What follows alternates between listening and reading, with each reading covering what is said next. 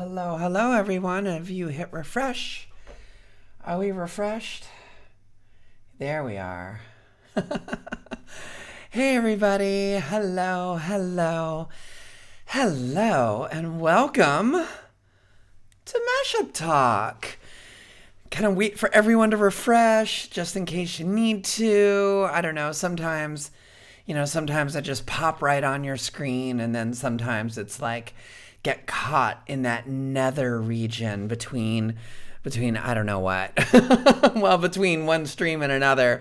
But once again, thank you, DJ Erson, for another fabulous set. I was kind of worried because normally, often, I shouldn't say normally, but often DJ Erson participates in whatever the Friday night theme is. And are you streaming to the right channel? What? Yeah, I'm streaming. What's going on? Oh, because I can't get into Booty. Oh, yeah, we're on. What?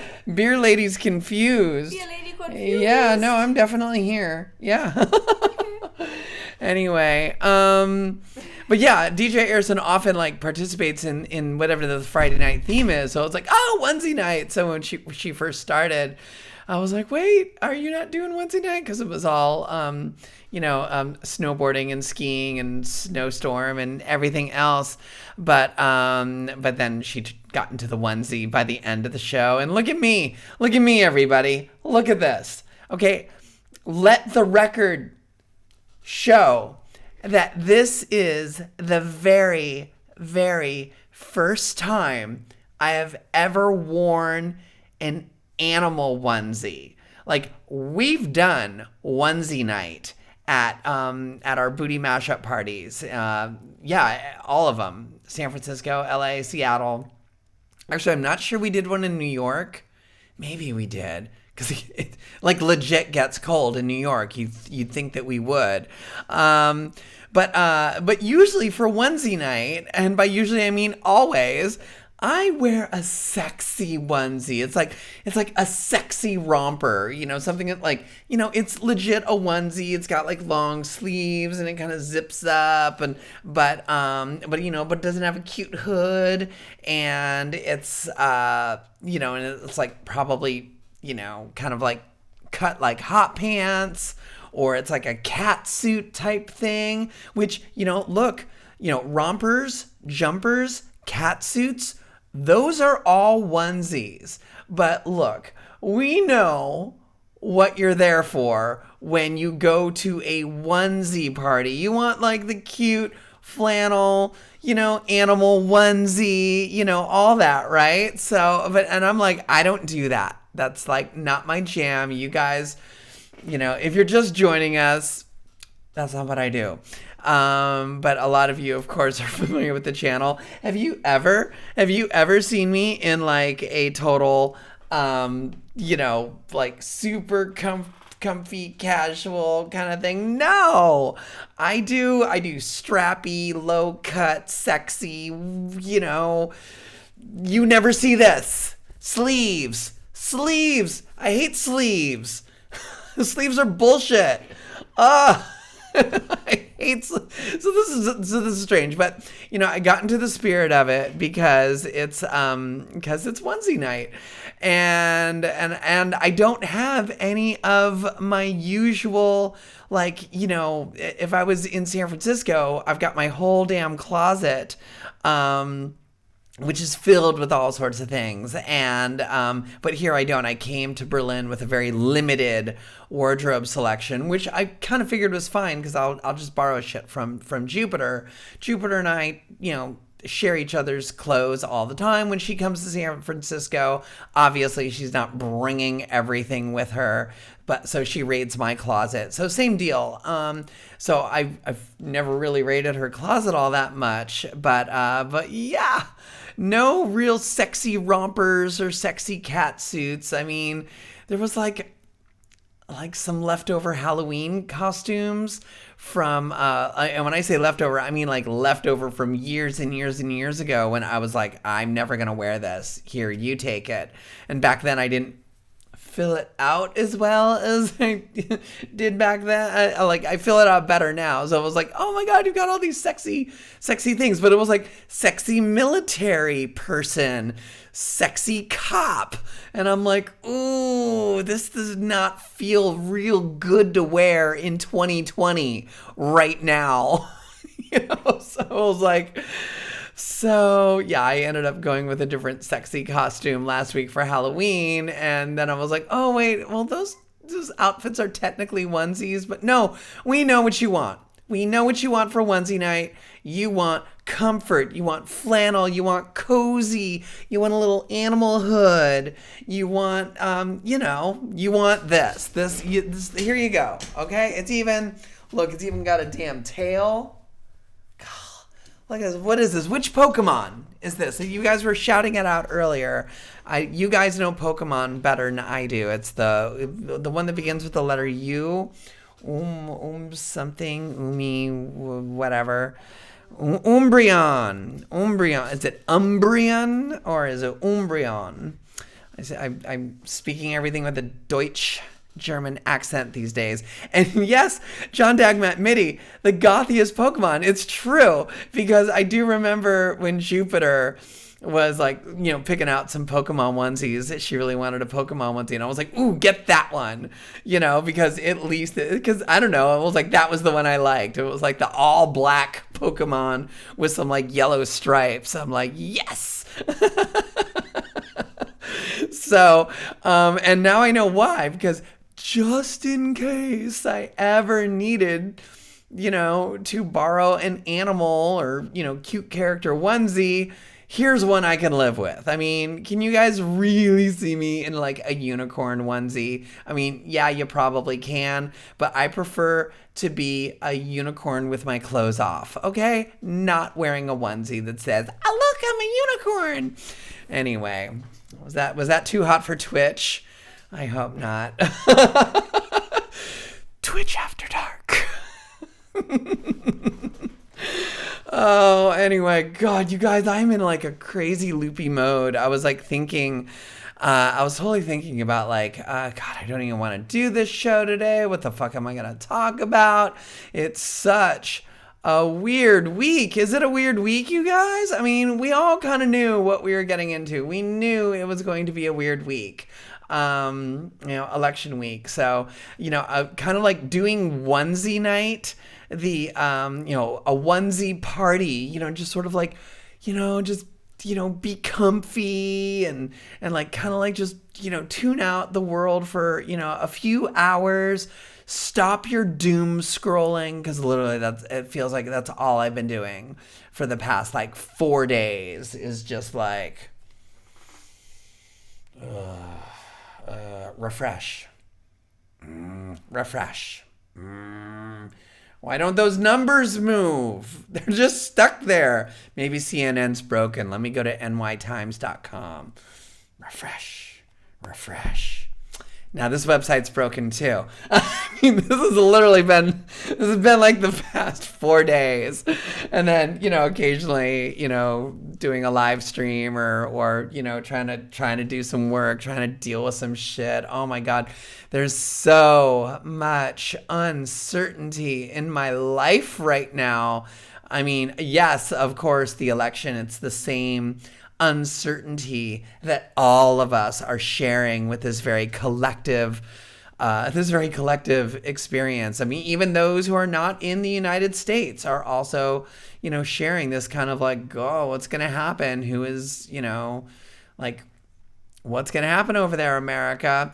But then also there's like a bunch of things happening in my personal life too that are just like filled with uncertainty, where it's just like, oh my God, am I staying in Germany? Am I not? I won't know for another month and a half. Do I get rid of my apartment? I just found out my apartment is like way overpriced for like what the market in San Francisco is right now. So I'm like, oh, well, I'll just ask them to lower the rent.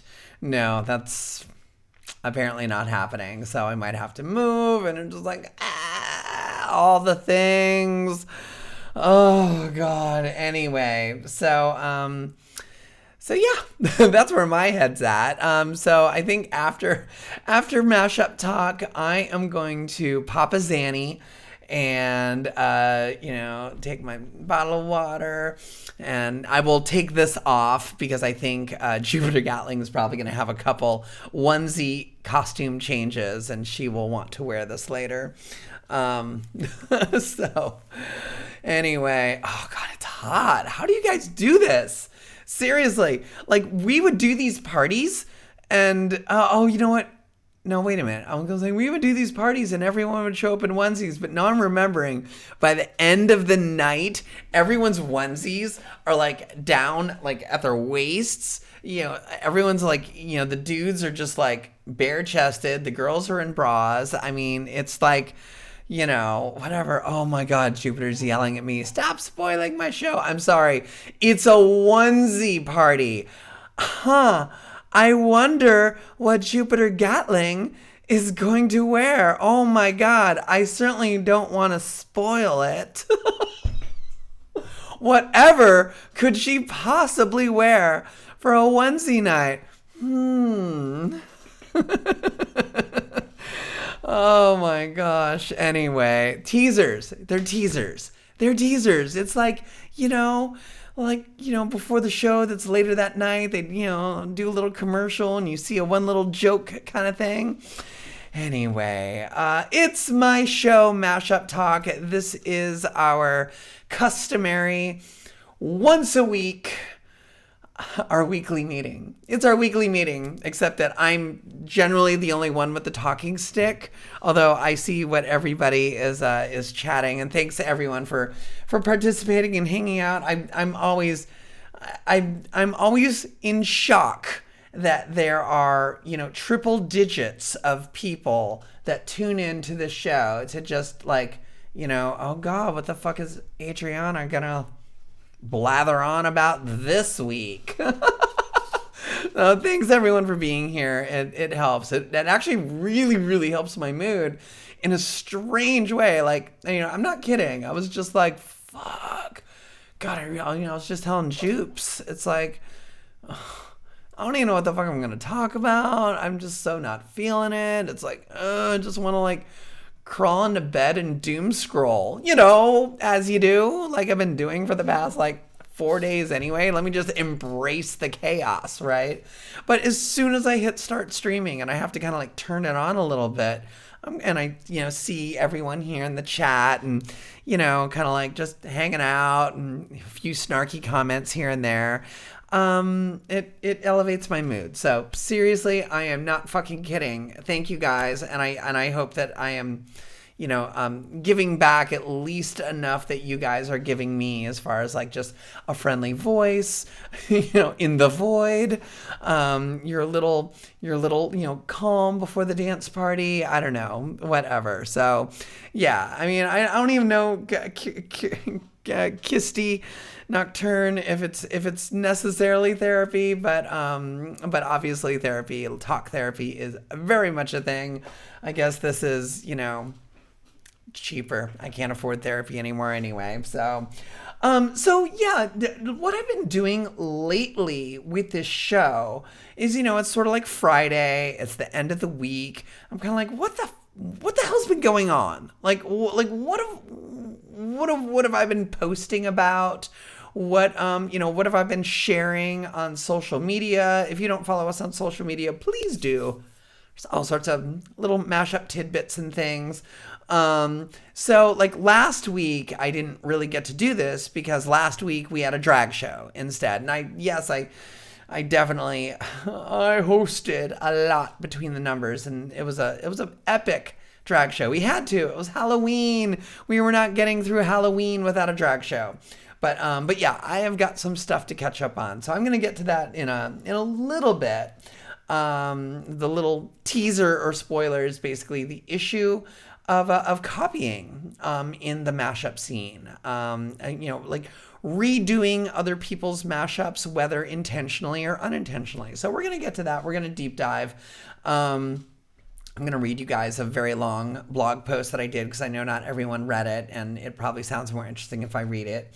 But yeah, We all survived Halloween. How was it? We survived Halloween, and now we're really in the scary season right now, post-election.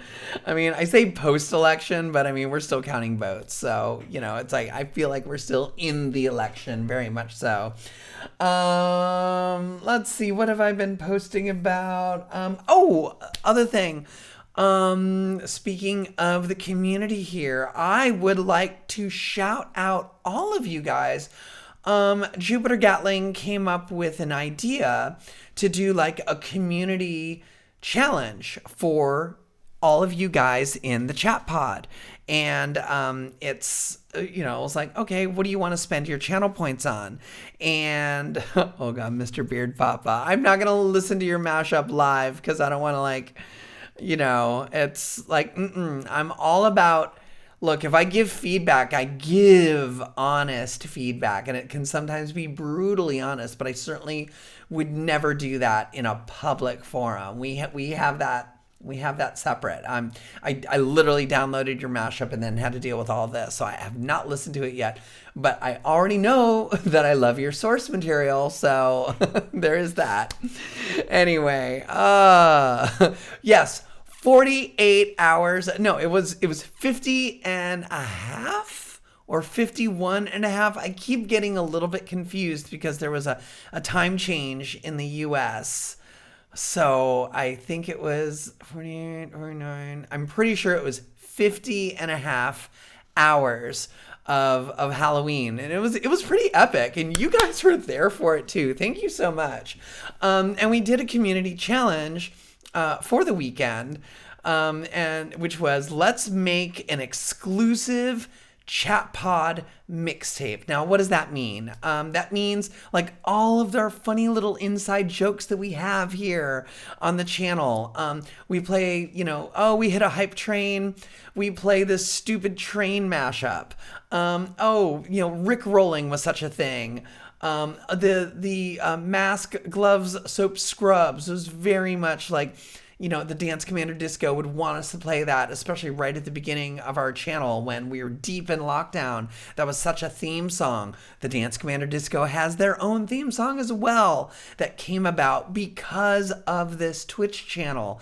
And just so many of these like little references and inside jokes that is literally just all about the culture and community that we have cultivated here. The Critical Role mashup that I made. I mean, again, that wouldn't have happened had it not been for us coming onto Twitch, finding the critter community, finding other communities, getting this whole booty mashup family that is now it's a thing. It's so much of a thing that we could literally make a mixtape. At the gay bar, that one too. It's like, yes. So we're going to make a mixtape. Originally, it was like, oh, hey, should we do it for like 1 million points? I was like, 1 million points? That's crazy. And I have to say, so we were like, okay, let's only do 500,000 points. We busted through to the 500,000 level before 24 hours was even up. It was just crazy. And you could only contribute 2,000 points per stream. But of course, Halloween, it was like every 3 hours, it was a new streamer for the most part on our channel. So you could keep like cashing them in. But I can't believe it. Within 24 hours, it was 500,000. I was like, fuck. We should have done 1 million to begin with. Our first instincts were right. So I told Jupiter, I was like, well, let's just do it like, okay, it was 500,000 to make the mixtape, but it's going to be another 500,000 if you actually want us to release it. And she was like, no, you can't do that. That's a douchebag move. That's cheating. That's blah, blah, blah. And of course, sure enough, on my very next stream, I'd had a couple beers and I was like, fuck it, we're doing it. And I set the next community challenge, which we did. I mean, it was like, you guys are so awesome. It was like we met that challenge, and it wasn't 24 hours, but I think only because we weren't streaming as much. But within 2 streams, we did it. So yes, I know, Keslo. Yes, we've met the community, and you guys are fucking amazing. So yes, we will be putting out that mixtape. I'm not sure which one's gonna come first. That one, or I'm also working on an electro swing mixtape, and that's kind of for our Patreon. So I'm kind of like, mom needs to choose. Do I love Patreon more, or do I love Twitch chat pod more? I don't know. I don't know. Patreon pays the bills quite a bit. Of course, so do your Twitch subscriptions. Jesus Christ, what am I saying? I'll just, you know what? I'm not going to play favorites. I'll probably release them on the same day, okay? I love all of you. Oh my God. Someone asked, was there a beach party night this past summer? Oh, yeah, we did. We did do a beach party. Oh yeah, absolutely. Like almost every single theme that we used to do at our real life parties, we have somehow translated and transported to the Twitch community, to our Twitch channel. I mean, for one thing, we already have the promo art, the artwork for the flyers. We often already have the videos and things like that. So, we're all about being low budget these days. So I don't have time to pay people to I can't pay a graphic artist anymore to make my flyers. I'm just reusing all the old ones. It's like, Bish is on a budget. We're surviving. We're gonna get through the corona apocalypse. It's gonna happen. And even when we do, we will. This feels like the priority now. I love live streaming. I love you guys. I almost feel like we used to be a party, a real life party that had an online presence. And now I very, very, very much feel that 2020 has been all about the pivot. But like the end game of this is going to be, we are a live streaming online music brand that also has a party, which is crazy to think, it's just nuts. Yes, Keslo, I live with a graphic artist, and believe it or not, I am also a graphic artist. So because of that, I just always feel like, I could just whip this up quickly myself. I don't want to bug the true professional. I'm an ex-professional graphic artist. My last graphic design job was like 2008. I still, I design and lay out a newspaper for Burning Man. I work on the flyers, but no, I don't want to trouble her. Let me just whip this thing up. You guys have probably seen our promo. It looks solid, right? So anyway, what else? Okay. Somewhat big news in the Mashup community. I don't know how big this news actually is, but literally just today, Miley Cyrus officially released a mashup. Believe it or not. Yes, like most mashups are bootlegs. Most mashups are illegal. 99.999%. It's audio fan fiction. It's like stuff that we make because we love it, and but not because we got hired by a record label or it's gonna get released or anything like that.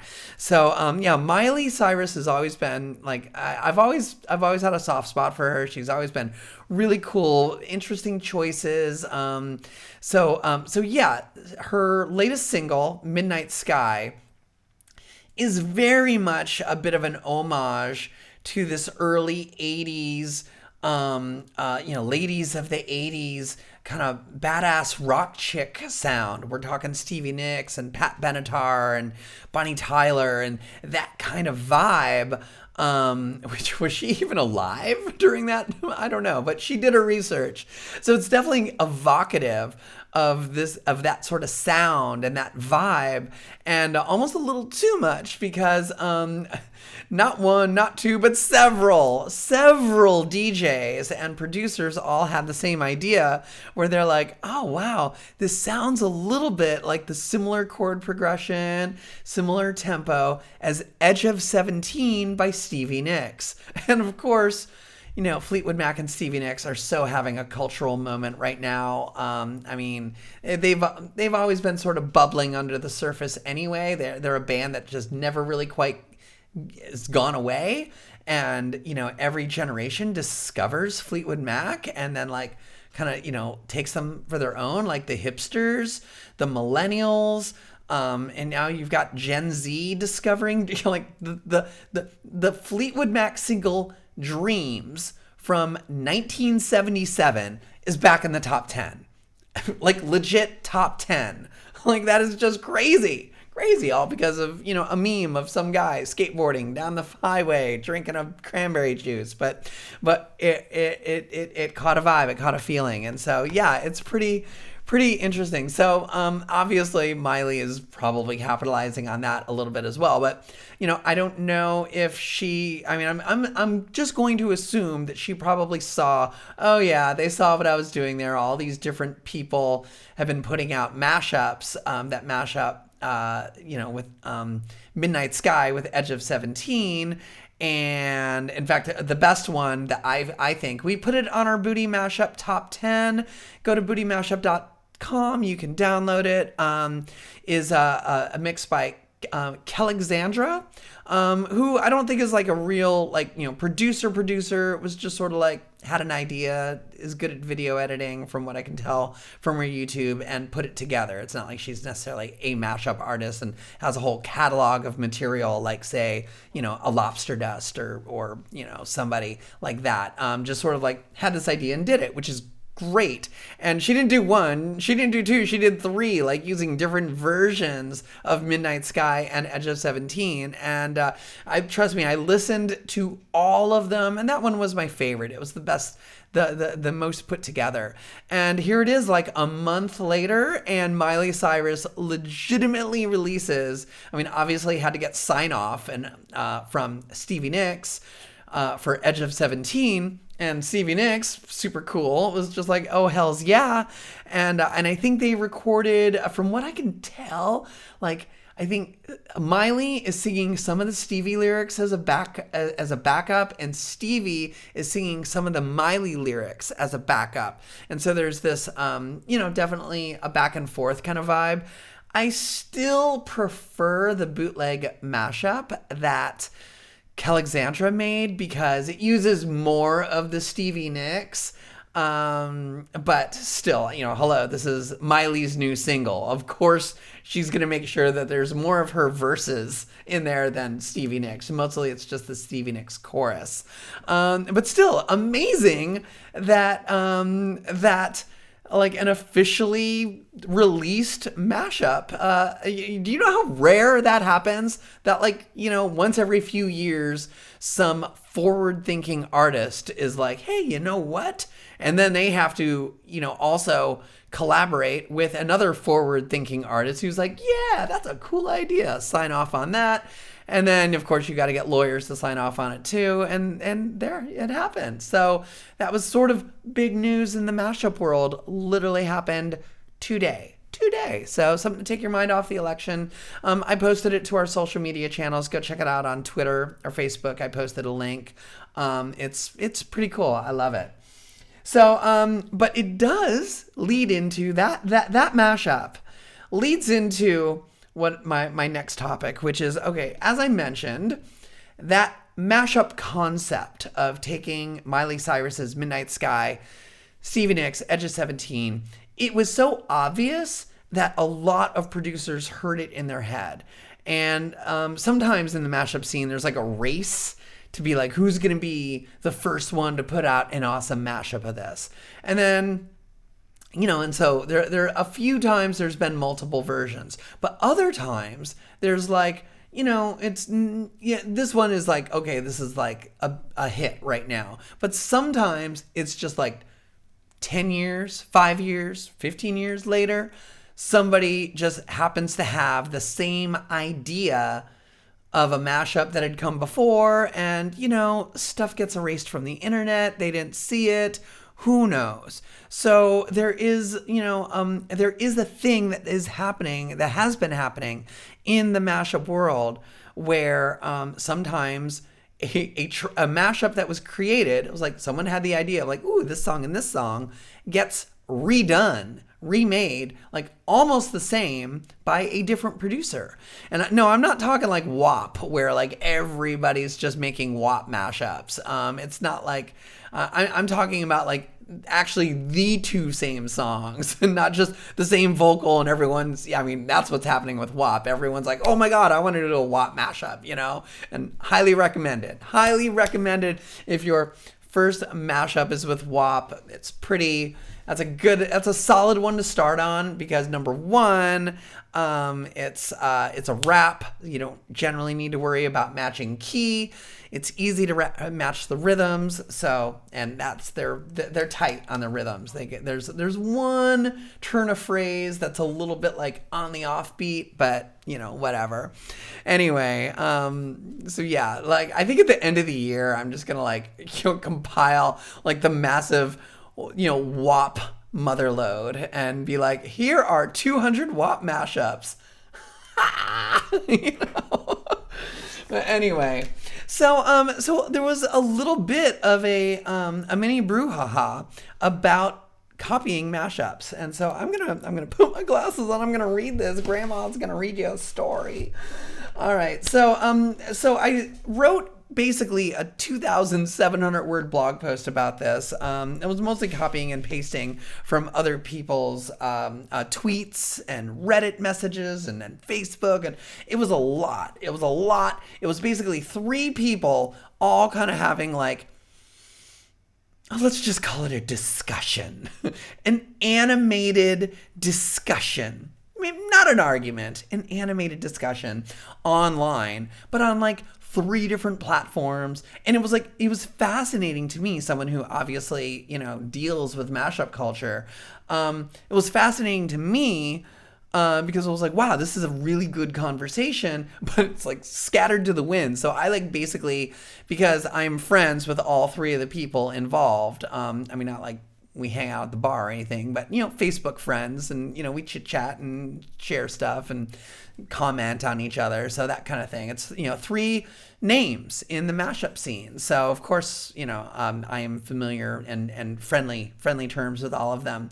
But they were fighting. So it was sort of like, hey, can I use this? Can I use that? And all 3 of them looked at the blog post before I posted it and signed off on it. So it's not like I'm just, I didn't want to, pit anyone against the other. I tried to be somewhat even-handed, sort of fair, trying not to pick sides. A little weird this week to talk about not picking a side, but actually, I did pick a side, but the side I picked is somewhat almost in the middle. We'll get to that. All right, so I'm just gonna read. Are you guys ready for story time? Are we ready for mashup talk? Here's story time. Okay, so the title is Reboots, and Copying in the Mashup Scene. Let's talk about it. And it starts off with a quote from Pomme de Terre. If you don't know who Pomme de Terre is, I will explain a little later. Esteemed mashup producer. He says, remakes and copying are a bit of a spicy topic at the moment, and the mashup community needs to have a word with itself about them. So last week, and actually now it's like 2 weeks ago, a mini brouhaha erupted on Twitter and Reddit regarding the thorny issue of mashup producers either accidentally or intentionally remaking other producers' older mashup tracks. And the flashpoint, let me move this, the flashpoint that started this whole thing was William Morancy's Intergalactic, but it's Ghostbusters. And it went viral. I mean, William Morancy has like a lot of, YouTube followers or subscribers, YouTube subscribers. So he made a mashup of Beastie Boys Intergalactic Vocal, which has been used a zillion times over. It was Halloween season. Ray Parker Jr.'s Ghostbusters, also super, super, super overplayed. Sick of it.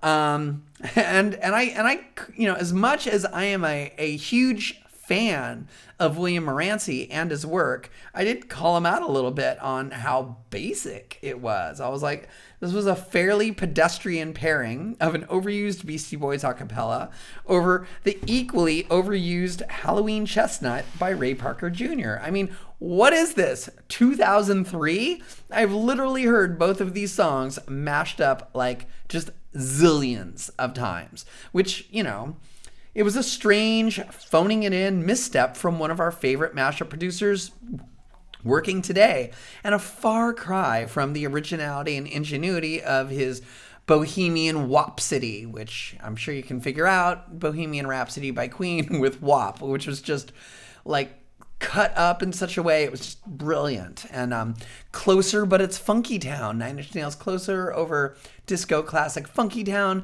and the way he ended up like pitch shifting the Trent Reznor vocals to fit into Funky Town is just really classical humps. Not many people do classical music mashups. He made one, countless others. So, it was like, wow.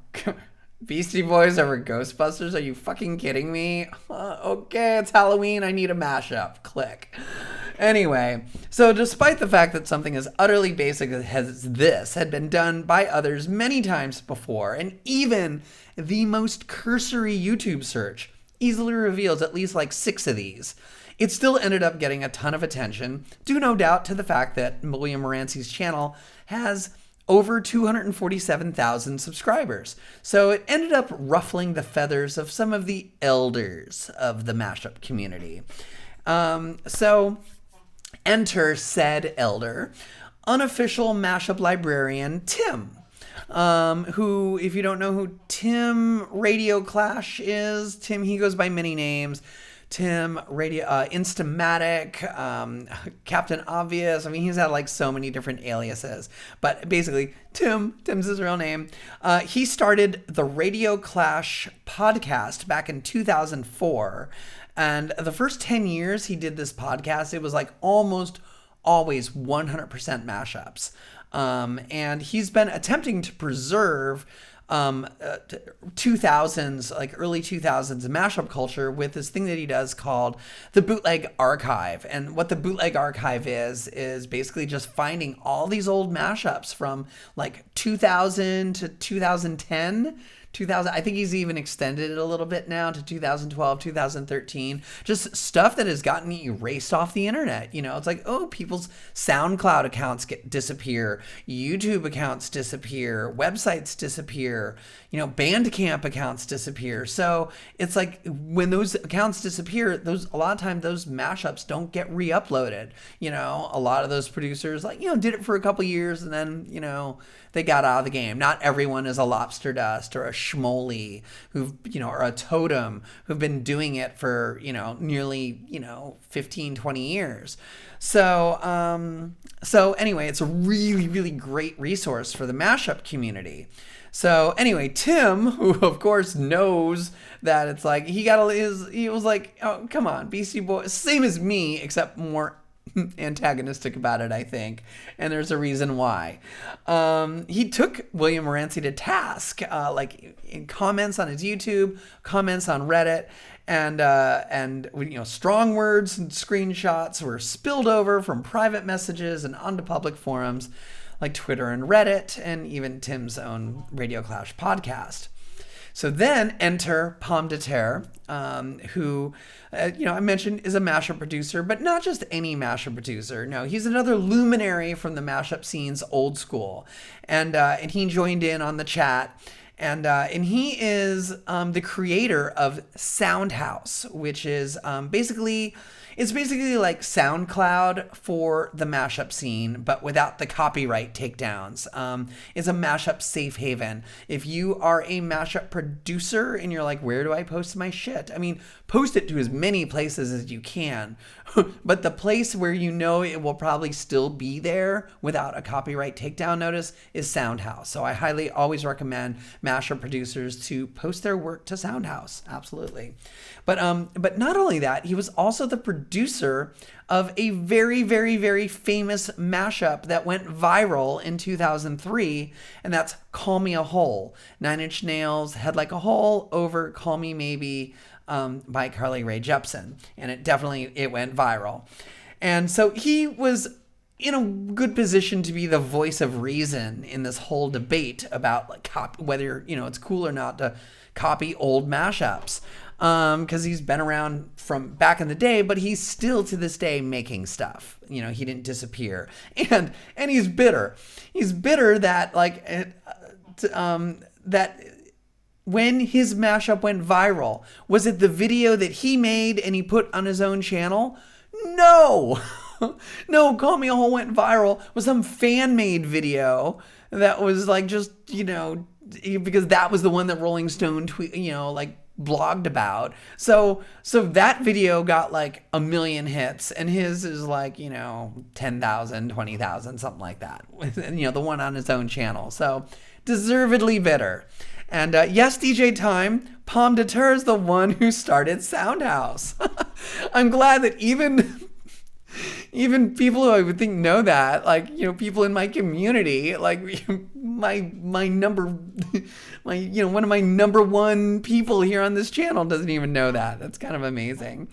Anyway, no Gladalord Yit did not make that fan-made video. There were several of those videos. The one that like really went like 500,000 is some girl. So yeah, just like a fan, literally just a fan video.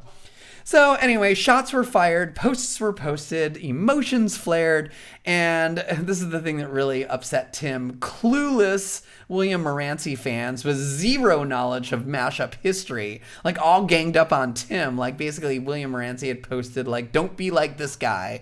And granted, the screenshot was Tim kind of being a dick.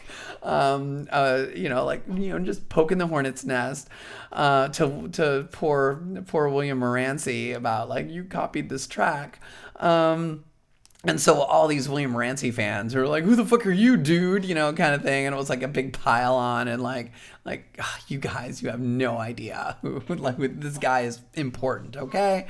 So anyway, they had no idea about his long stature in our community, and it got ugly. And there was hurt feelings, all around. And oh God, hey, Digital Dust Storm, are we back? Did we come back from the digital dust storm? I'm realizing that I see, like out of the corner of my eye, I can see when the little square goes from green to red.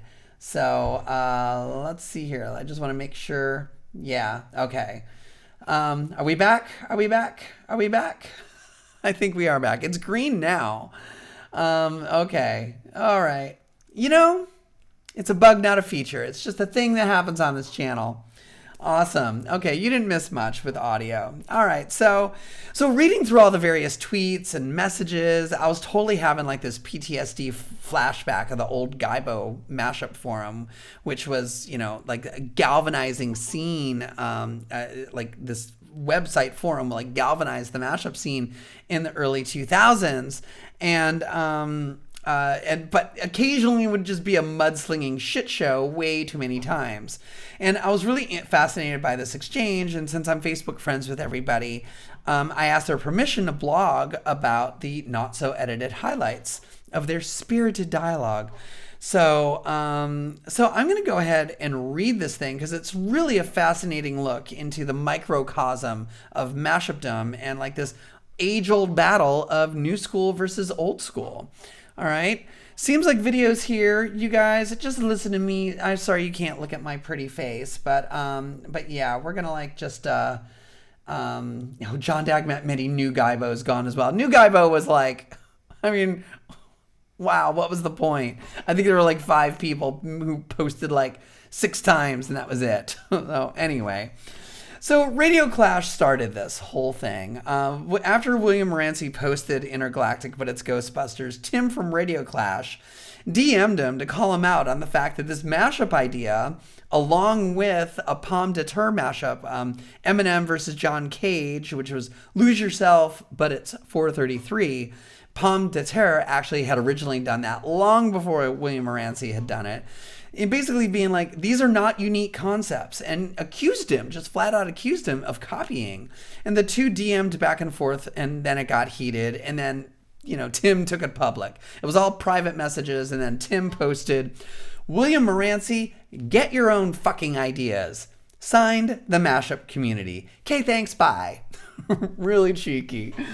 And then he was like, yes, it was Pomme de Terre's mashup I was talking about, and he denied he had ever remade any mashups before.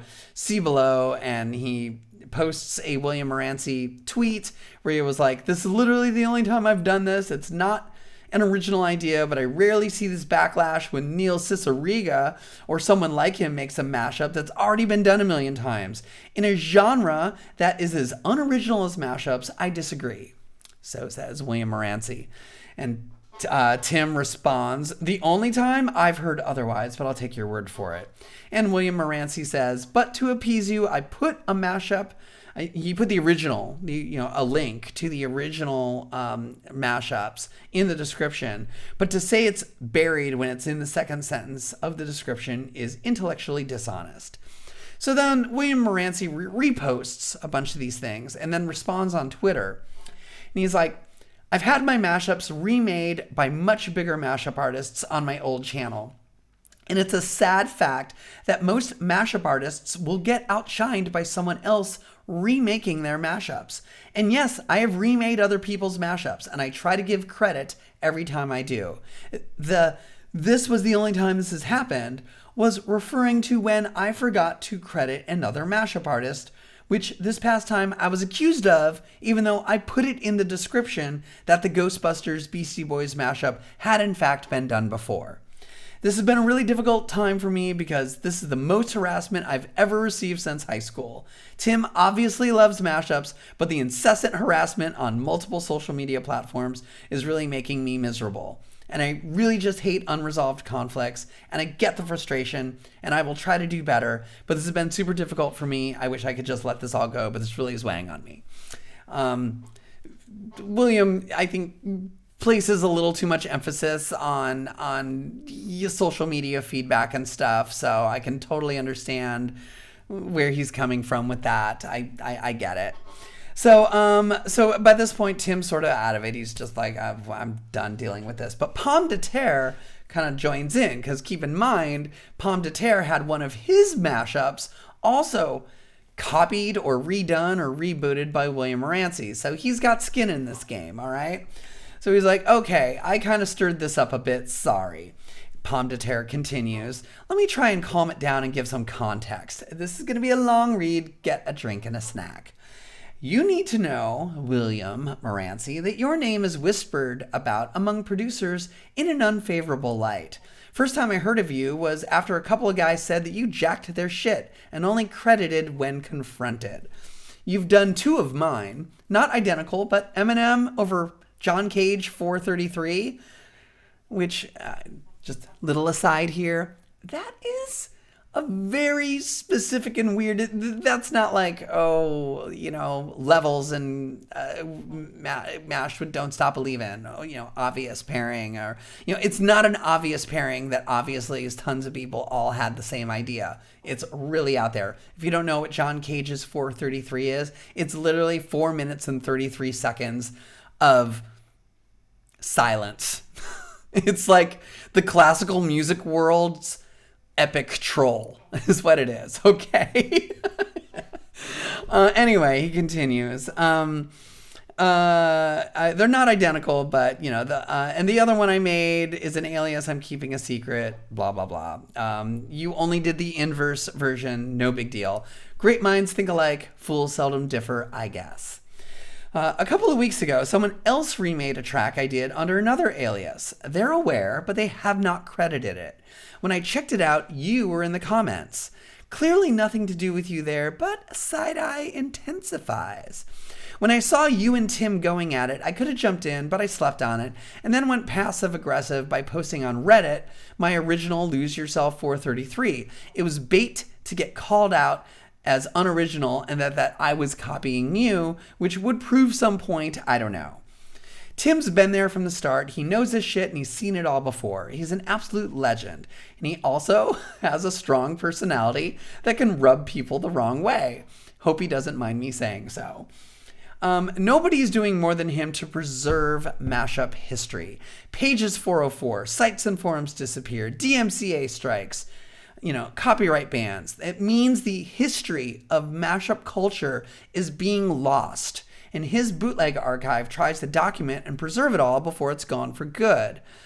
There's a whole new audience who's never had access to this stuff. So when they hear a remake, they don't know that it already existed. For them, it's original content. And a little bit of that history's been rewritten. And it's more so when there's no credit given. Imagine everyone watching Ghostbusters, the movie reboot, but only the original cast remembers the original movies. Or The Force Awakens, but nobody's ever heard of George Lucas. That's what it feels like to see your remake blowing up. So maybe we should call the remakes reboots. Make it a thing. Put reboot in the title so people know it's been done before. A simple solution that pleases everyone. And it's not just tracks that are being lost. It's the culture, too. The scene is fragmented and people are doing well on their own forums and communities. And that's great and I'm all for it. But there are long-standing etiquettes, unwritten rules and practices, definitions and knowledge that are part of this culture that are being lost. Someone tried to argue with me that A plus B mashups aren't really mashups, for fuck's sake. These things were developed over time for good reason. There was a period in the early 2000s when mashups would get stolen. Some wannabe producer or DJ would rename a bunch of mashups as their own and stick them on MySpace or whatever. And not just remakes. Sometimes they would just rename the MP3s, the original MP3s. And often they wouldn't even change the MP3 ID3 tags. Maybe they didn't even know how. And it was blatant and it was rife and they thought they could build a name for themselves based on somebody else's work and get away with it. And when the community found one, we'd rally together and hound them until they deleted everything. Then there are these news sites that are constantly in need of content, and they'll find a reason to they'll find a mashup with a bit of buzz, and then they'll write an article titled "Someone Mashed Up," and this literally just happened today. This is a little aside here with a William Morancy track. William Morancy made a mashup of course, literally the day after Halloween. I was like, no, have you no shame? We gotta wait until at least Thanksgiving when he wanted to be on it.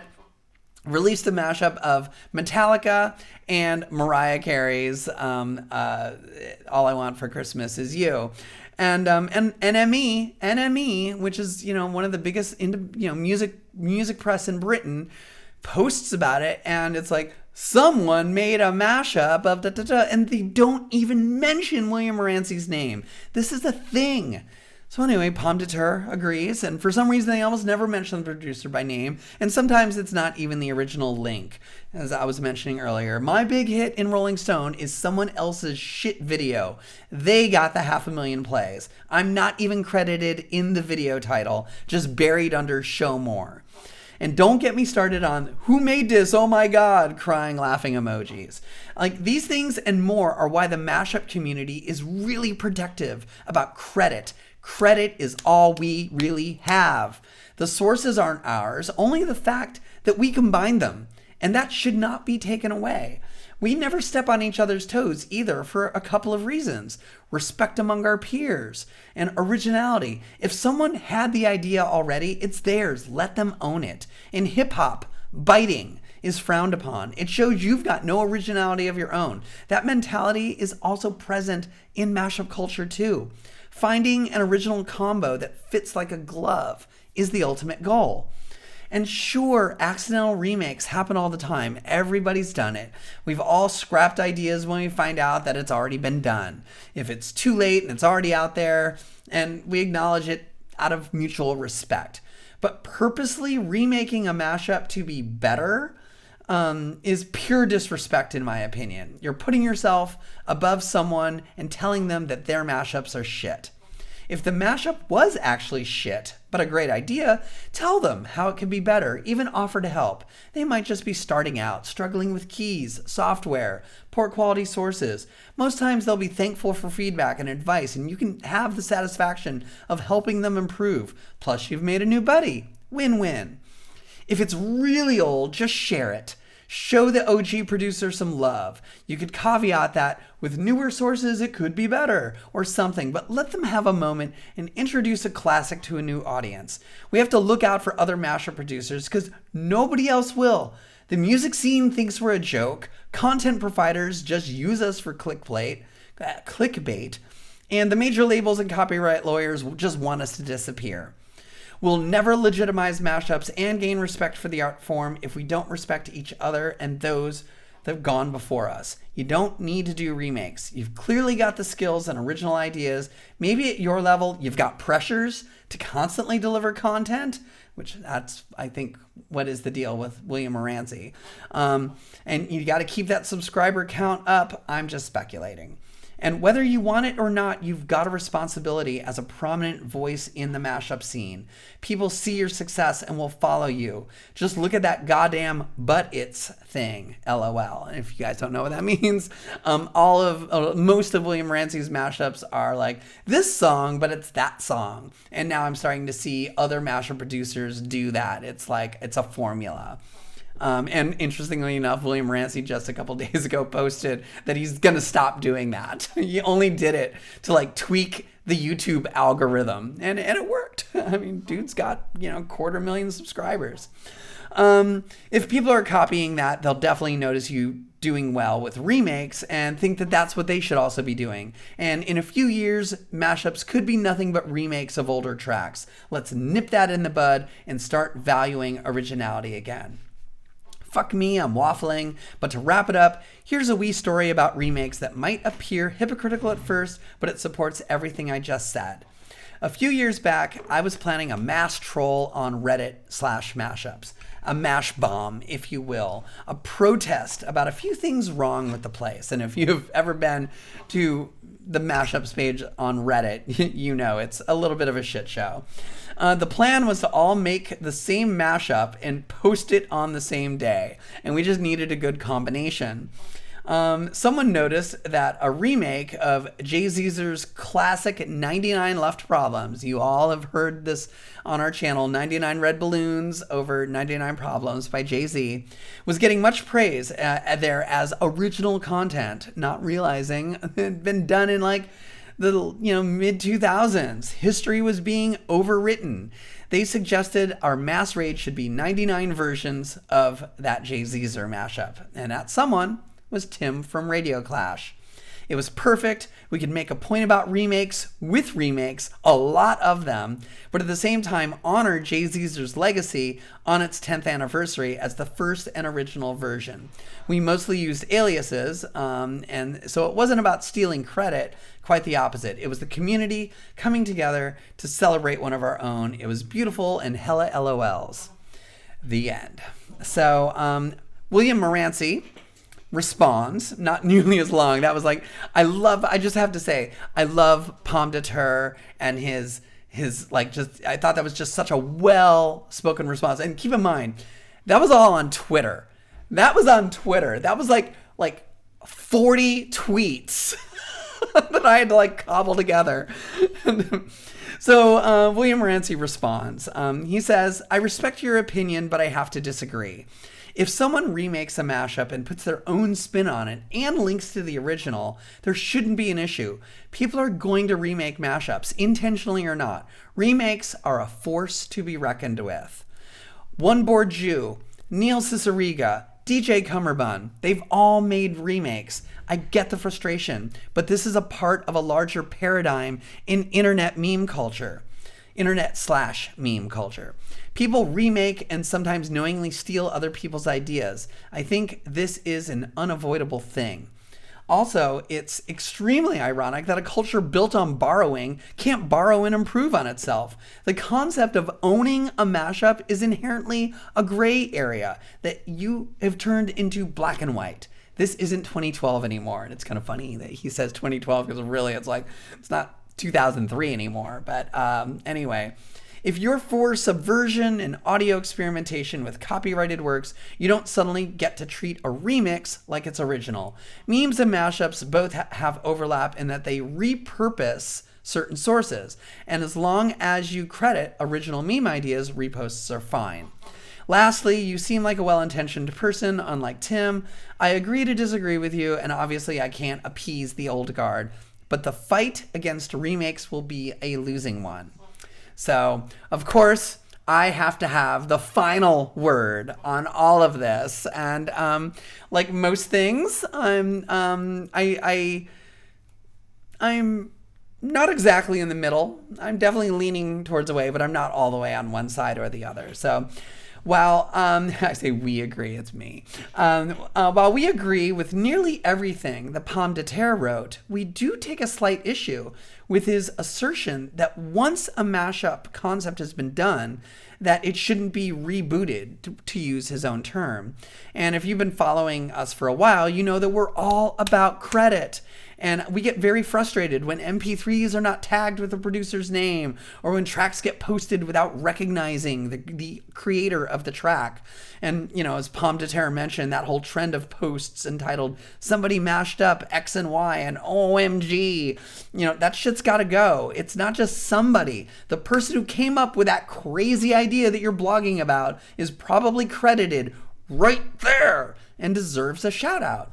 So that said, as William Moranci alludes to, sometimes a great mashup concept is old or has not been well produced. Perhaps it's made with DIY sources, but, you know, since 10 years ago or whatever, now the original studio sources have been released or leaked.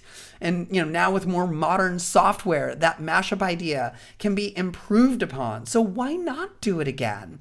And yes, give that mashup concept a reboot. Because as DJs, we sure don't want to play out that old shitty sounding mashup, especially if better technology and perhaps more audio skill can take that idea and make it sound better. So many of our booty mashup DJs have reworked old mashups. Lobster Dust, DJ Innate, DJ Trip. We've noticed that Jack Roger does this a lot as well. However, most importantly, all of these DJs do credit the original producer and add their credit to the title as the producer of the rework. I see this a lot with like Jack Roger. He'll do like Jack Roger versus somebody, something, you know, that kind of thing. And it'll be the, you know, original producer.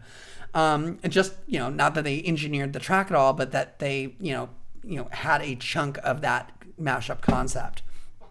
So indeed, there will be mashups that are either so basic or so obvious that multiple producers end up making nearly the same mashup, independent of each other. And they're certainly not intentionally stealing.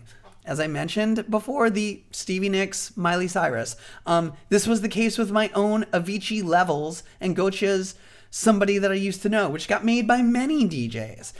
This has been happening since mashup started. There's only so many keys and chord progressions in pop music, and pop music has a tendency to repeat itself. And in that case, if you had the idea independent of other mashup creators, you're not necessarily going to retroactively tack your name on, you know, their name onto your mashup. It's, you know, but pointing out the original, if indeed it did come out a long time before yours did, is definitely the respectable and the right thing to do.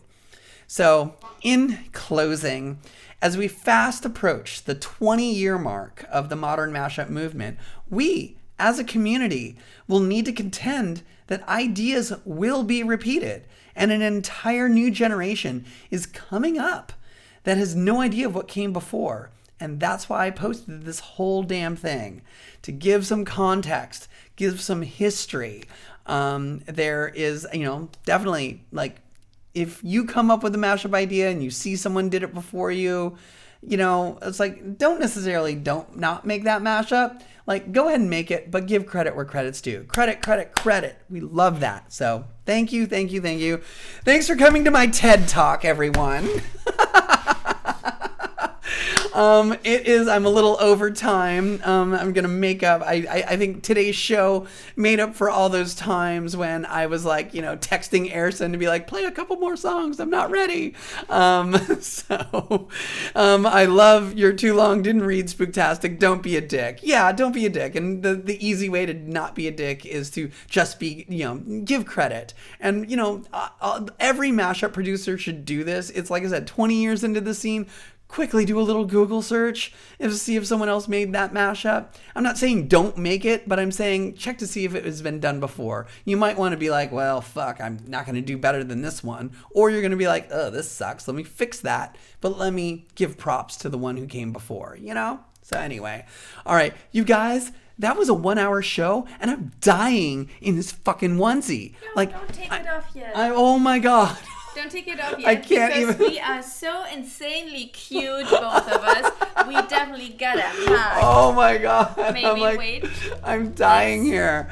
Make the table a little bigger. Let's make the table bigger. Let me take off the just chatting thing, because now we are no longer chatting. We are about to get into the music. Yes. Thanks everyone. Let me pull the headphones off and get... I am going to leave you all in the very good hands of Jupiter Gatling. Wait, no. What? Oh, God.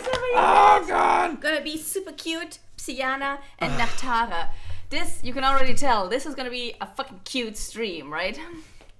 Cute stream. All right, you guys, I'm out of here. Thank you so much for coming to my mashup TED Talk. I super appreciate all your comments, and we're gonna switch things over here to. We ready? Are you guys ready for a onesie party? Yes, we're ready for a onesie party. Wait. Where's your onesie party? No. What? Let me take over. Let the tech support do this. And also let me change what you have done to my camera. My God. Can you even see me? Am I there? 1 second. Well, there we go. Hi, I am Psyana. You might know me as Espion in your language, I assume. I am gonna start the party right now. Jesus Christ, it happened again. Oh no! Oh no! Wait. Okay, I got it. Here we go. Okay. Yeah, I think you're good. Are you good? Did we cover all the corners? I think so. I think so. Are they still there? Yeah. Jesus Christ. Oh my God. Sorry, viewers. Sorry. Use your inside voice.